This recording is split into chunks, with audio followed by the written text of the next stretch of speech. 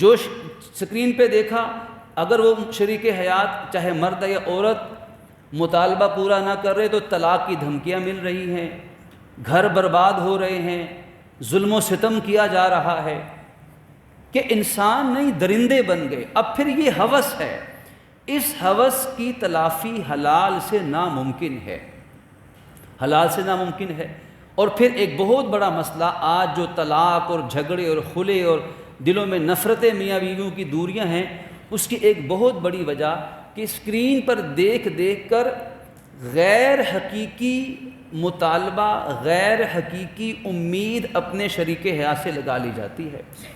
کہ اسکرین کے اوپر تو اگر مرد عورتوں کو دیکھے گا تو وہ تو ہر وقت بن سور کے اسکرین پر آئیں گی، اگر عورت مردوں کو دیکھے گی تو وہ تو ہر وقت بن سور کے اسکرین پر آئیں گے۔ لیکن حقیقی زندگی میں ایسا کبھی نہیں ہوتا، حقیقی زندگی میں ایسا کبھی نہیں ہوتا۔ حقیقی زندگی میں تو انسان حقیقت کے مطابق زندگی گزارتا ہے، لیکن اسکرین دیکھ دیکھ کر اب اپنے شریک حیات سے وہی غیر حقیقی رومان، غیر حقیقی محبت اور مطالبہ اور امید لگائی جاتی ہے، غیر حقیقی توقعات وابستہ کی جاتی ہیں۔ لیکن جب وہ توقعات پوری نہیں ہوتی تو دلوں میں نفرتیں پیدا ہونا شروع ہو جاتی ہیں اور پھر حرام کے دروازے کھلنا شروع ہو جاتے ہیں، اور جو رشتہ حیا اور پاک دامنی کا ذریعہ بننا تھا وہی رشتہ بے حیائی اور گناہ کا ذریعہ بننا شروع ہو جاتا ہے۔ اور نوبت این جا رسید، آج کی ڈیٹ تک نوبت یہاں تک پہنچی ہوئی ہے کہ معاذ اللہ کہ شوہر اپنی بیوی کو لاکھوں دنیا کے انسانوں کے سامنے بنا سوا کر پیش کر رہا ہے، اپنے ویوز لینے کے لیے، اپنے فالوورز لینے کے لیے، ڈالرز لینے کے لیے، اپنے چینلز کو سبسکرائب کرنے کے لیے۔ وہ مرد جس کے ذمے فرض تھا کہ اپنی بیوی کی حیا پردے کی حفاظت کرنے والا تھا، وہی شوہر آج بے شرمی کے جنازے نکال رہا ہے۔ یہاں تک نوبت پہنچ چکی، اور سب جانتے ہیں یہ کوئی ایسی انہونی بات نہیں کہ جس کو بیان کرنے کے لیے، ثابت کرنے کے لیے دلیل دینی پڑے۔ یہ کیا ہے کہ وہ انسانی سطح سے گر چکا یہ معاشرہ اس حد تک۔ تو ان تمام چیزوں کا حل ہمیں شریعت نے بتایا کہ نکاح پاکیزگی کا راستہ ہے، لیکن اس نکاح کے اندر بھی حلال کے راستے اللہ نے بتائے، اس ضابطے کے مطابق یہ حلال کا ذریعہ بنے گا۔ اور جن ذرائع سے بے حیائی پھیلتی ہے، بے پردگی، گناہ، فتنے اور بے شرمی اور حرام، یہ چیزیں پھیلتی ہیں، اللہ نے ان تمام چیزوں سے انسانی معاشرے کو سختی سے منع فرمایا۔ قرآن مجید کی آیات مطالعہ فرمائیں کہ اللہ پاک فرماتے ہیں کہ دیکھو من یأتی منکن بفاحشۃ مبینہ، کہ یاد رکھو جو تم میں سے کھلی بے حیائی کا ارتکاب کرے گا تو یضاعف لہ العذاب ضعفین، یاد رکھنا اس کو ڈبل عذاب دیا جائے گا۔ سورہ احزاب کی آیت نمبر 30 ہے۔ یہ دگنا عذاب کیا ہے؟ یہ دگنا عذاب دنیا میں بھی ملے گا اور آخرت میں بھی ملے گا، کیونکہ بے حیائی، بے پردگی، زنا، بدکاری، ہم جنس پرستی، بے شرمی، یہ اللہ تعالیٰ کی غیرت کو للکارنے والا عمل بد ہے، اللہ کے غصے کو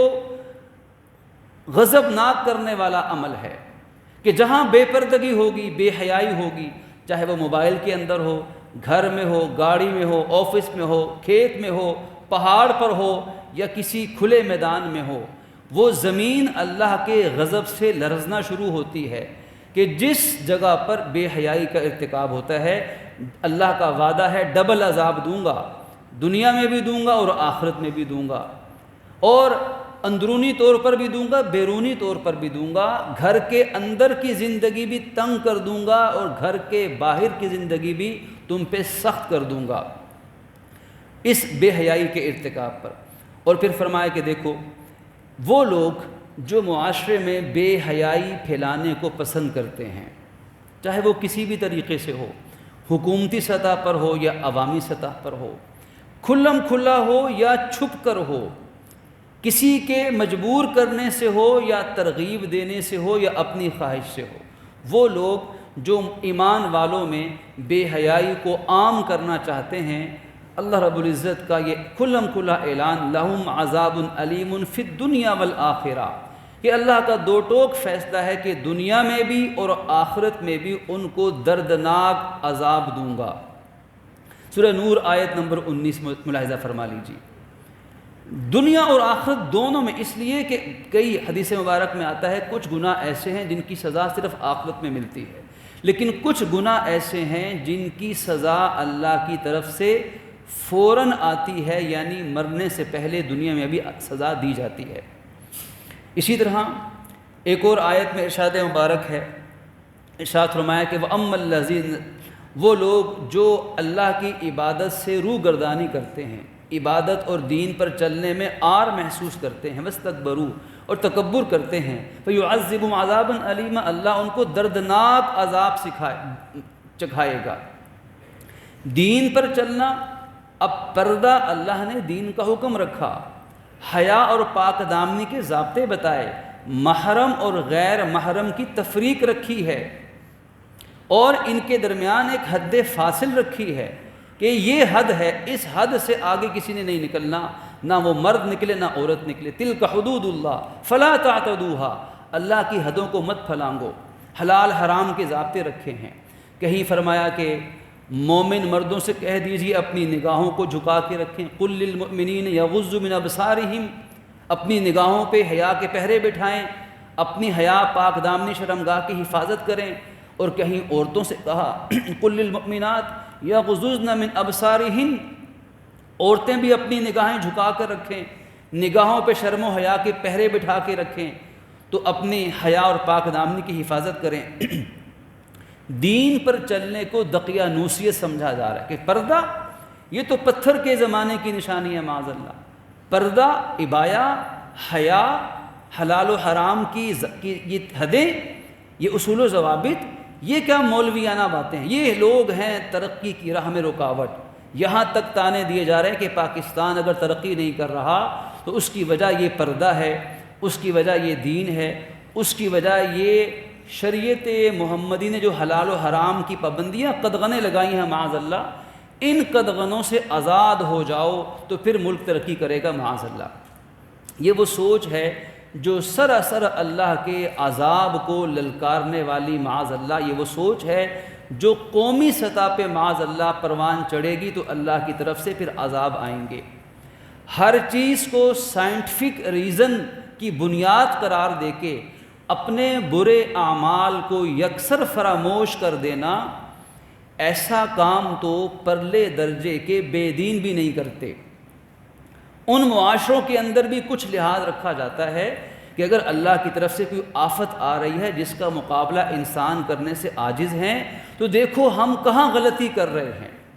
کہاں قومی جرائم ہم میں پیدا ہو جو قومی سطح پر ہو رہے ہیں۔ یہ بڑے بڑے پہاڑ ہیں، یہ بڑے بڑے پتھروں کو اپنے سینے پہ صدیوں سے رکھے ہوئے ہیں، پتھروں کو اٹھا لیتے ہیں۔ یہ دھرتی، یہ زمین فلک بوس پہاڑوں کا وزن سہ سکتی ہے، لیکن زنا بدکاری کا وزن نہیں سہ سکتی ہے۔ یہ سب کچھ برداشت کرتی ہے، لیکن یہ زمین اللہ کی مخلوق ہے، اس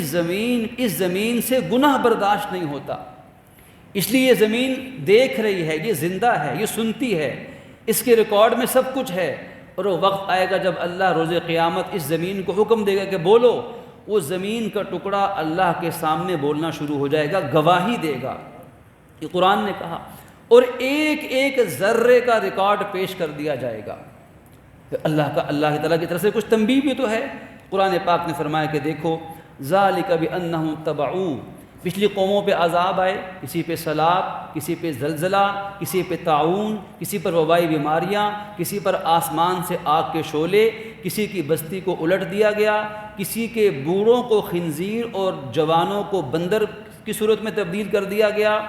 کسی میں آپس میں جھگڑے، اور کسی پر ظالم، سخت دل، بدبخت، قاتل قسم کے حکمران مسلط کر دیے گئے، اور کسی پر بارشیں اتنی برسائیں کہ سب کچھ بہا کر لے گئی، اور کسی پہ ایسا عذاب آیا کہ بارش کے ایک ایک قطرے کے لیے لوگ ترس گئے، بارش نہیں ہوئی۔ کتنی صورتیں عذاب کی ہیں، کیا ساروں کی صرف سائنٹیفک ریزن تھی؟ قرآن کہتا ہے کہ نہیں، اللہ کا حکم بھی کوئی چیز ہے، وہ بھی ایک سائنٹیفک ریزن ہے۔ فرمایا یہ اس کی وجہ یہ ہے کہ ان لوگوں نے ان کاموں کا ارتکاب کیا ما اسخط اللہ، جو اللہ کو غصہ دلانے والے کام تھے، وہ کرتوت ہیں، وہ قومی سطح پر کھلم کھلا جرائم ہیں کہ جو اللہ کے غضب کو دن رات دعوت دیتی ہیں۔ وَكَرِهُ رِضْوَانَ، اور ان بدبختوں کی حالت یہ تھی کہ اللہ کی رضا کو پسند ہی نہیں کرتے تھے، ہر وقت اللہ کو غصہ دلانے والے کام کر رہے ہیں اور اللہ کو راضی کرنے والے کاموں کو پسند نہیں کرتے، حالانکہ اللہ کی رضا سب سے بڑی ہے۔ وَرِضْوَانٌ مِّنَ اللَّهِ أَكْبَرُ ذَلِكَ هُوَ الْفَوْزُ الْعَظِيمُ، سورہ توبہ آیت 72۔ اللہ کی رضا تو سب سے بڑی چیز تھی اور یہ سب سے بڑی کامیابی تھی، لیکن انہوں نے ایسا نہیں کیا۔ تو آج جہاں ہمیں اجتماعی طور پر توبہ کرنے کی ضرورت ہے، ہمیں اللہ کے سامنے گڑ گڑا کر معافی مانگنے کی ضرورت ہے، اپنے انفرادی خطائیں اور اجتماعی خطائیں ان سب سے توبہ کرنے کی ضرورت ہے۔ اپنے روزگار کو حلال روزگار پر لے کر آئیں۔ اب تو الحمدللہ علماء کی بہت بڑی تعداد نے اسلامی بینکنگ کا نظام، اسلامی تجارت کا نظام پورا دیا ہوا ہے، ہمیں اس کو سمجھنا چاہیے، اس کو سمجھ کر جی چاہے مان لیں، نہ جی چاہے نہ مانیں، لیکن حلال کا راستہ موجود ہے۔ حلال کو چھوڑ کر حرام کی طرف جانا، اسلامی حلال تجارت، اسلامی حلال بینکنگ کو چھوڑ کر حرام کی طرف جانا، اللہ نے نکاح کو حلال ذریعہ قرار دیا، جائز نکاسی کے لیے، جذبات کے لیے، حلال کو چھوڑ کر حرام کی طرف جانا، اس کی مثال وہی ہے جو اللہ کے نبی نے معراج کے موقع پر دیکھی۔ کچھ لوگوں کو دیکھا کہ حلال بہترین کھانا، مزیدار کھانا پڑا ہے، لیکن حلال کو چھوڑ کر وہ حرام، گندا، سڑا ہوا اور ناپاک کھانا کھا رہے ہیں، کانٹے نگل رہے ہیں، سڑیان نکل رہے ہیں۔ پوچھا کہ یہ کون ہیں جبرائیل؟ عرض کی یا رسول اللہ یہ وہ لوگ ہیں کہ جن کے پاس حلال ذریعہ موجود تھا پھر بھی چھوڑ کر حرام کے پیچھے لگے ہوئے تھے۔ تو آج ہمیں اجتماعی توبہ کر کے اللہ تعالیٰ کے حضور پیش ہو کر اپنے ظاہر اور باطن کو پاک اور صاف کرنے کی ضرورت ہے۔ پھر یہ ہوائیں اور فضائیں، یہ آسمان و زمین، یہ نظام ہمارے حق میں ہوگا اور اللہ کی مدد ہمارے شامل حال ہوگی۔ جہاں ہمیں توبہ کرنی چاہیے وہاں ہمیں پریشان حال مسلمانوں کی جو سیلاب زدگان ہیں ان کی ہر ممکن مدد بھی کرنی چاہیے۔ اللہ رب العزت ہمیں توفیق عمل نصیب فرمائے۔ وآخر دعوانا ان الحمد للہ رب العالمین۔